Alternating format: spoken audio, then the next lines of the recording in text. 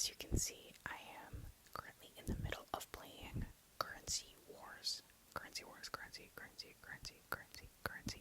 wars. Currency Wars is my favorite mini game in Honkai Star Rail at the moment. I really enjoy playing this game. I actually already recorded this whole video, which is kind of funny, I guess, because I had been recording it and I had only realized at the very end, after recording the whole thing, that my microphone was extremely close to my mouth and you could hear every single noise. Every time I breathed out of my nose, it was very, very loud. Because I don't have a professional microphone or professional setup. So I am literally using the microphone on my Apple wired headphones. And this is not a new pair of wired headphones. This is quite an old pair, actually. So the audio sounded absolutely freaking ridiculous. And I realized that I was going to have to re-record it. So that's what this is.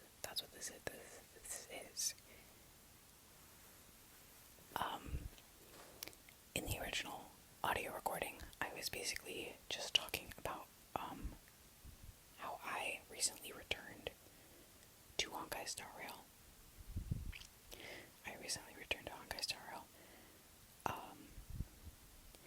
And I had not played this game for quite a while, actually. I am an original 1.0 Honkai Star Rail player. I played this game at launch. I think I pre-downloaded it because I was so excited to play. I also have played GENSHIN, not since launch, but since very, very early, I think 1.3 or 1.2. So just after the game had launched. The character that was released when I started playing Genshin Impact was Hu Tao.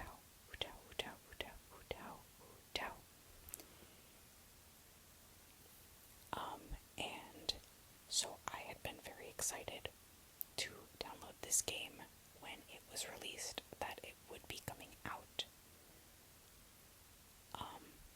Unfortunately, I quit playing Honkai Star Rail for a little while.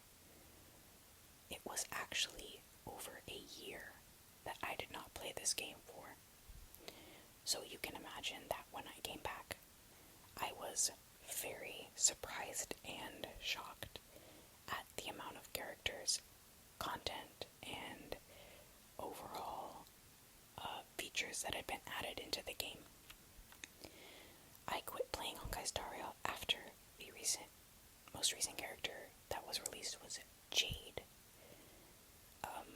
So you can imagine that I was pretty confused coming back to this game. The reason I actually re-downloaded Honkai Star Rail a couple months ago was because I was waiting on Genshin Impact to finish server maintenance for Zipai's banner. And I wanted to play a game after I had gotten back from work. So I downloaded this game again and decided to pick up where I left off, which was the end of the Penacony story. Which actually was not the end, there was a little bit more. Actually, I think there was the Sunday chapter. So I had missed the entirety of Amphorius, and when I logged back in, the banner that was currently running was Yao Guang of the Elation path, which is a brand new path to me.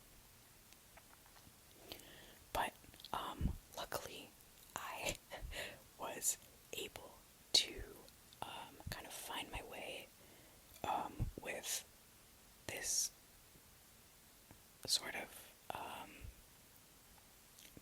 this game, I missed quite a bit of content, but I had enough content that I could kind of figure out what I was supposed to be doing, I guess. And so basically, I picked up where I left off, and I continued to play the story quest. When I logged back in, the only premium team that I had was Ronmei. Firefly,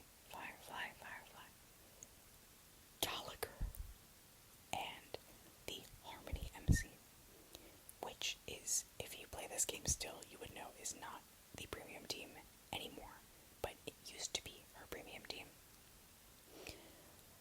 So I tried to play some endgame content, and I quickly realized that I could not clear even 1 star, because my team was so underpowered compared to the new enemies.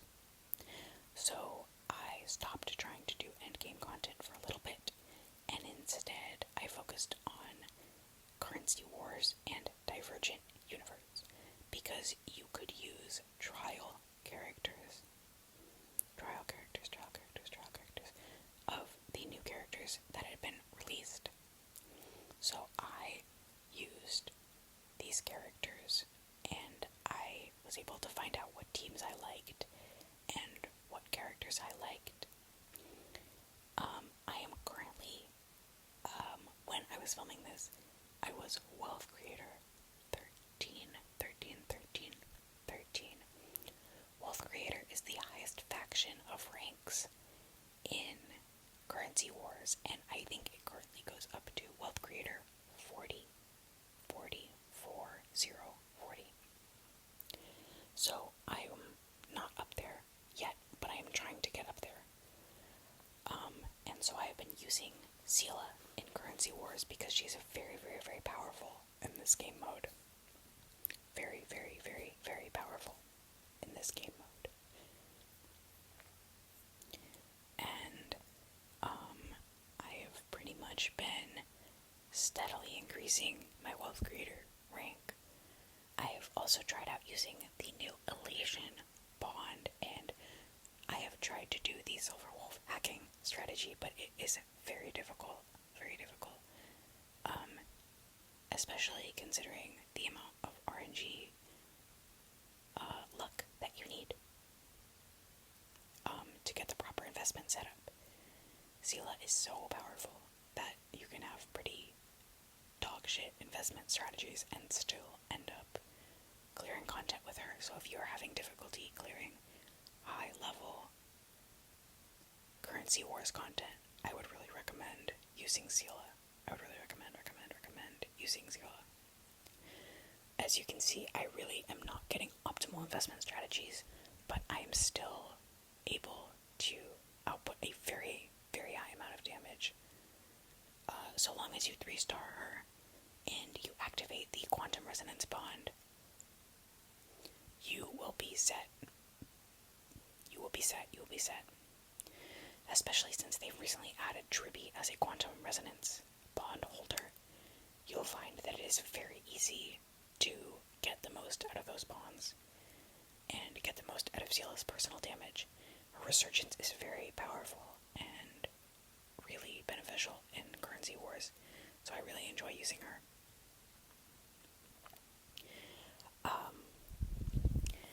What I talked about in the original audio recording for a little bit was that I had spent a good amount of time trying to sort out some bricks that I had on this account after coming back, because I did not do a lot of research into the meta when I came back, and I was just interested in pulling for the characters that interested me and that were new to me. So I came back on Yao Guang's banner and I pulled for Evernight because I thought that she looked interesting and cool, and her trial run was very fun, and she outputted a high amount of damage in the trial. And I did quickly figure out that is maybe not the best unit for my account, and that I probably should have pulled a more universal support for the characters that I had. But you live and you learn. And so I was unable to clear content with Evernight. So I focused on trying to pull for Hyacinth, and I was able to pull for Hyacinth and get her and her light cone on early pity. So I now had a support for my Evernight. After Hyacinth's banner was the anniversary banner, and I knew enough by then to know that I wanted Casterus to help complete my Remembrance team, because they were doing better but still struggling in some high level content. So I made a terrible mistake, because I have Firefly. I wanted to pull for the Dahlia, and also I wanted to pull for Casterus. That was going to be a lot of Stellar Jades, so I decided to skip Silverwolf 999.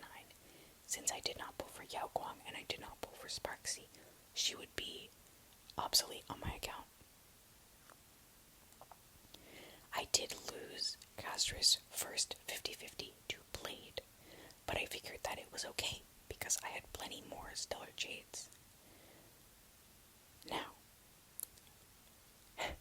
this is very stupid of me, and you'll probably be angry once you read this, or, sorry, hear this, but I was very tired, and pulling on Casterus' banner, I decided to do single pulls because I was getting very close to pity. I closed out of the Wish tab to convert some of my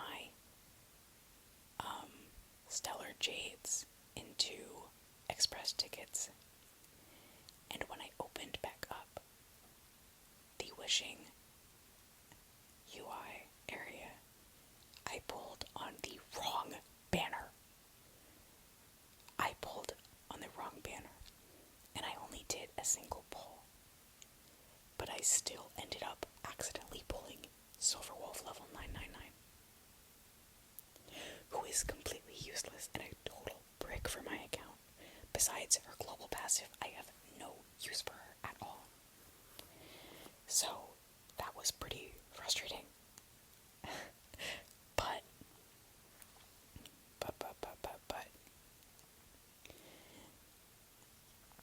I was able to get enough Jades to get another 5-star, and this time I made certain to pull on Casterus' banner. However, I lost that 50-50 to Fushuan. Guys, I know, it's really bad, but I was just so overwhelmed that I decided to spend money to guarantee that I would get Casterus. Spoiler alert, I spent $100 to get Casterus. I did get her, but by then, I did not have enough Jades to get the Dahlia, so unfortunately my Firefly is going to go on the bench. I also did not have enough money left, or that I was willing to spend to get Casterus skin. So I have a bare naked Casterus with no light cone. But I got her, and that's what matters. Now, when Evanesia released, which was very recently, actually it was just a couple days ago that Evanesia released at the time of recording this, I made another stupid decision, but this time on purpose. I decided that I was going to pull for Evanesia because I figured that even though I don't have the quote-unquote correct supports for her, I will already be pulling for Elation supports anyway because I need to support my new Silverwolf. So I decided that I would pull for Evanesia too because she was the anniversary character that I actually wanted. And now I have both of them. I did win Evanesia's 50-50 and she came home pretty early. She came home at about 40 pity, so I'm not angry about it. And she has been much more helpful in endgame content, even though I don't have another relation support besides the Trailblazer. I've been able to clear a good amount of content with her anyway, so I'm pretty grateful for that. She's been really helpful for me in endgame content. Really helpful for me in endgame content. I'm gonna have to cut that out because it was super loud. I just saw the audio spike.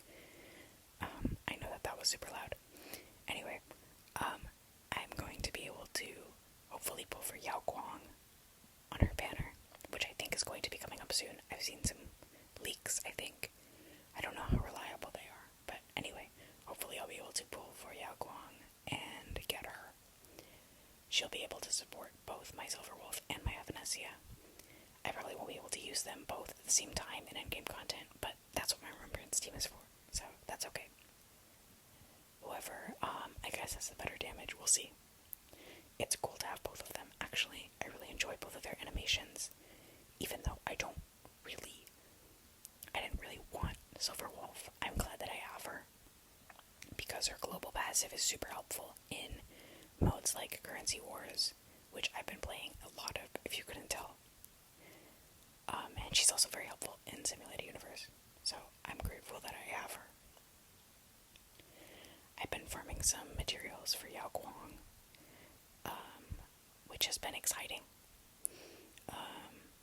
Obviously I'm joking, there's nothing interesting about farming materials in this game. That is one thing that Genshin definitely has over Star Rail, in my opinion. Farming materials is not very fun in Star Rail. It's pretty monotonous. I also hope that Cyrene will have a banner soon, because she will be the final link in my Remembrance team, and I think that they'll really benefit from having her. I currently use the Remembrance Trailblazer, which has been difficult because I also need to use the Elation Trailblazer, and I can't use them both at the same time. So, hopefully one of them will get replaced soon. I want to get Cyrene also because I think that her animations are absolutely beautiful. I played the original Honkai Impact 3rd, and I really like Alicia. I think she's a very cool character. And so I'm really hopeful that I'll be able to get her variant in Star Rail, which is Cyrene. Or Cyrene. I'm not completely sure how you say her name because I have not made it that far in the Amphorius quest yet. Although I did get a little bit spoiled. Although I think that it's my fault for being absent for so long. That's just what is gonna happen. If you are absent, you're gonna get spoiled. I'm currently playing Plan Arcadia. And I won't spoil that in case anyone hasn't played it yet. If anyone even watches this, I guess. But hopefully, other people are playing that and enjoying it. I'm really enjoying it. I like Sparkle a lot. I like Sparksy and Sparkle. And I think that Evanesia is very cool. I'm excited to learn more about her. I'm still kind of early into the quest, but I'm enjoying it. I like the environment. It's very fun to explore. There are some really beautiful visuals in Plan Arcadia. You can actually see one in the background of this video. I think that is the Graphia Academy area, which is where Miss Himiko went to school, which is exciting. I did not know Himiko was from Plan Arcadia.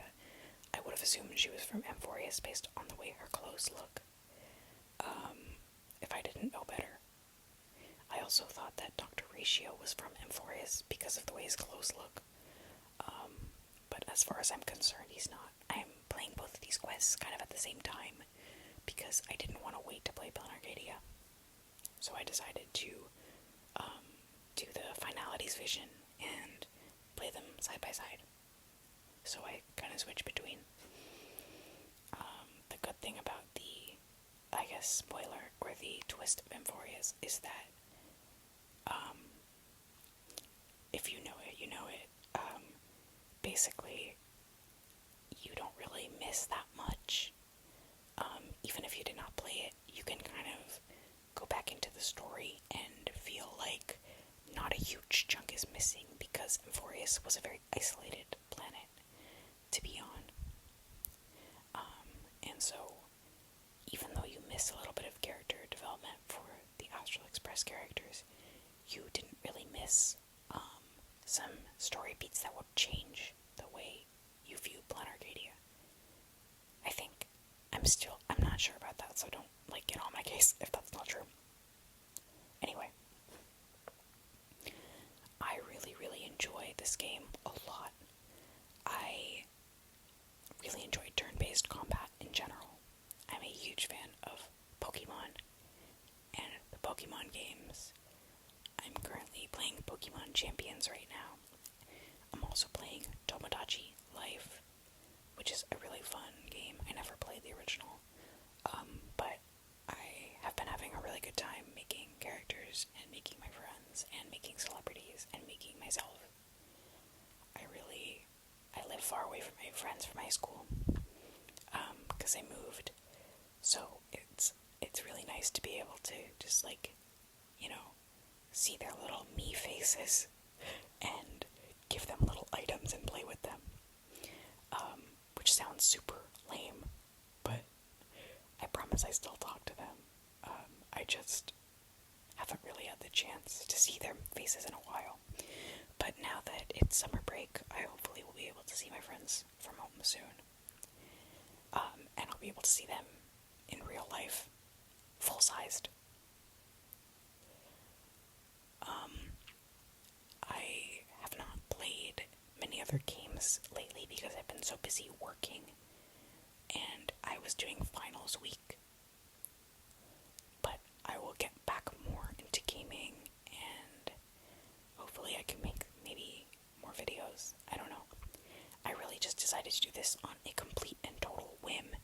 It's currently 3:32 a.m. on May 22nd as I'm recording this audio. And I recorded the video at 3:02. So, as you can imagine, this was kind of a random idea that I had. I don't even know if I'll publish this, but I love watching ASMR to go to sleep, and I figured that why not try it out, I guess.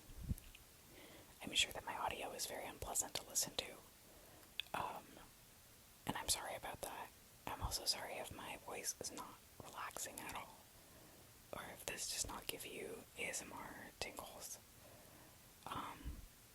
I really just wanted to try out something new,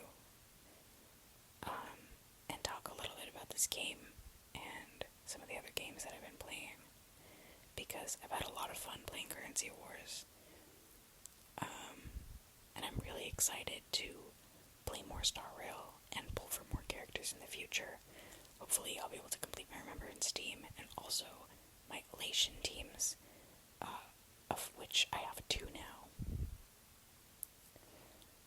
I'm also very excited to play the new Genshin Impact Archon quest, because it includes Kale, who is my favorite Genshin Impact character.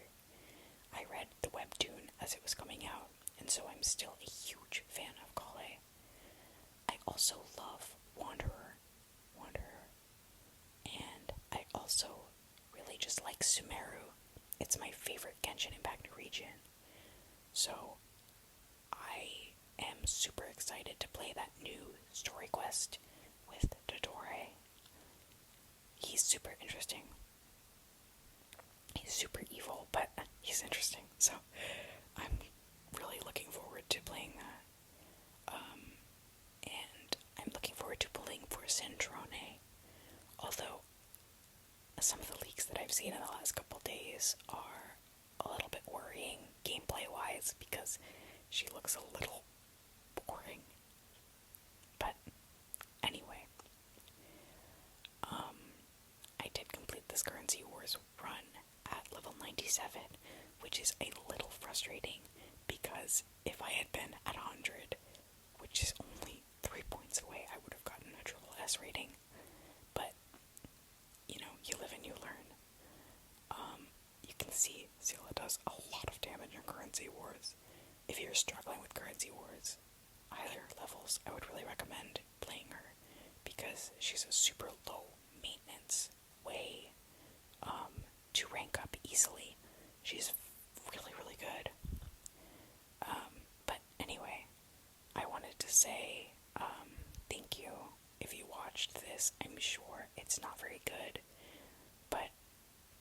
the same time, I'm gonna try my best.